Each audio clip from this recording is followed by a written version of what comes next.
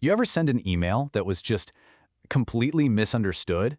Or, you're in a meeting and you're struggling to get your point across?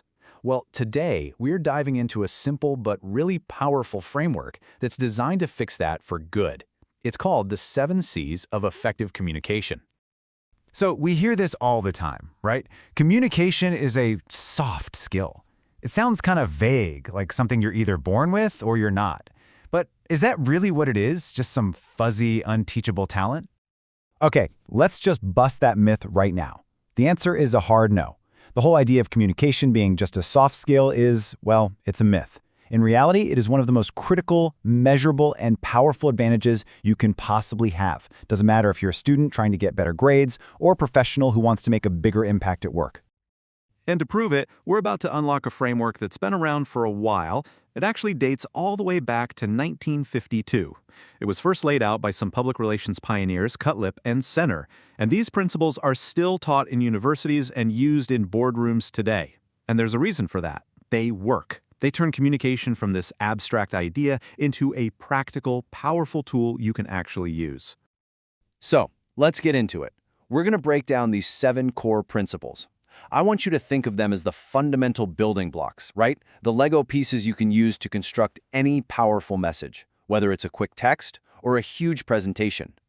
First up, we've got clarity. And this one is so crucial. Your message needs to be as clear as a window pane. The goal here is for your audience to get it instantly, without having to stop and reread or guess what on earth you're trying to say. And achieving clarity is way simpler than you might think. A good rule of thumb: stick to one main idea per sentence. Try to avoid super specialized jargon unless you are absolutely sure your audience knows what it means. And most important, do a quick check. Have you covered the basics? The who, what, where, when, and why. This simple little habit can prevent so much confusion down the line. And if you ever, for a second, doubt how important clarity is, just think about this. NASA lost its $125 million Mars orbiter because one engineering team used metric units while another used imperial units. It was a catastrophic failure caused by one simple lack of clarity. And just goes to show you, the stakes can be incredibly high. All right, let's move on to our second C, conciseness. This is all about respecting your audience's time and attention. Now, the challenge isn't just about being short. It's about being completely understood using the fewest words possible. Every single word should have a job to do. Just look at how a massive company like Amazon has built this right into its culture. At Amazon, executives don't do PowerPoint presentations. Instead, they write these detailed 6-page memos. And get this, they're read in silence at the beginning of meetings. This forces everyone to cut out the fluff and the filler and present only their most powerful, well-thought-out ideas. Next up, we have concreteness. You see, vague statements, they create doubt, but specific facts, figures, and numbers, they build trust. When you ground your message in concrete details, you're not just telling people something, you're showing them.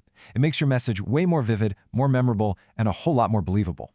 Let's just look at a side-by-side example, saying, we are seeing improvement. I mean, it feels pretty weak, right? Kind of unconvincing. But saying, sales have increased by 25% this quarter, from 80,000 to 100,000 units, now that is powerful. It's packed with specific data you just can't argue with. That's the power of being concrete. Okay, our fourth C is correctness. And this one is all about your credibility. A single typo, a little grammar mistake, or a factual error can completely undermine your entire message. It just signals carelessness, and it makes your audience start to question everything else you've said. And honestly, in the world we live in today, correctness is more important than ever. With nearly 60% of people around the globe worried about the spread of fake info, being a source of accurate, well-checked communication isn't just good practice, it's how you build and keep trust. It is your best defense. This brings us to a really important one, consideration. The most effective communicators out there, they practice empathy. They stop thinking about what they want to say, and they start thinking about what their audience needs to hear. This is often called the you attitude. You're making the message about the reader and their needs, not your own. Zappos is absolutely legendary for this. Their customer service team is famous for being empowered to do whatever it takes. This story about them overnighting a free pair of shoes to a best man who forgot his for a wedding, that's not just a nice little story. It is a masterclass in consideration. They understood the customer's incredibly high-stakes situation, and they acted with amazing empathy. Number 6 is courtesy. Now, this seems so simple, but it's like the social lubricant for all professional interactions. A polite, respectful tone can de-escalate a conflict, it can help you build rapport, and it lets you maintain positive relationships, even when you have to deliver some pretty tough news. And it has a real, measurable impact. A full 65% of managers believe that simple, everyday courtesy is a key factor in building team morale. So you see, it's not just about being nice, it's about creating a productive and positive environment for absolutely everyone. And that brings us to our final principle, completeness. An incomplete message is just an ineffective message. I mean, if your audience has to email you back to ask for a file you forgot to attach, or a due date, or some other key detail, you've just created unnecessary friction and delay. The goal is to anticipate their questions and answer them before they even have to ask. And the data on this is pretty staggering. A full 40% of delays in group projects, both in school and at work, come from incomplete instructions. Just think about that. By making sure your communication is complete from the get-go, you can wipe out a huge source of frustration and inefficiency. So, we've covered all 7 principles, but the real question is, how do you actually put them into practice?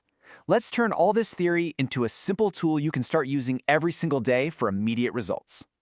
This is it, your daily win checklist. Before you hit send on that next email, or submit that report, or even post in a group chat, just take 30 seconds. Run through this list. Is it clear? Concise? Concrete? This one simple habit can literally transform the quality of your communication, like overnight. And it's so important to remember, the 7 C's are not just some abstract ideas from an old textbook. No, they are practical, powerful tools that you can apply every single day to make every single message you send that much more effective. And the payoff here is just enormous. For students, mastering this framework leads to clearer essays, more successful group projects, and better grades. For professionals, this is the foundation of effective leadership, of seamless teamwork, and of making a real, measurable impact in your career. So as we wrap this up, I'm going to leave you with a question to think about. Which one of these 7 principles could make the biggest difference for you right now? Is it being more concise in your emails? Maybe more concrete in your reports? Just pick one. Focus on it this week. Which one will you master first?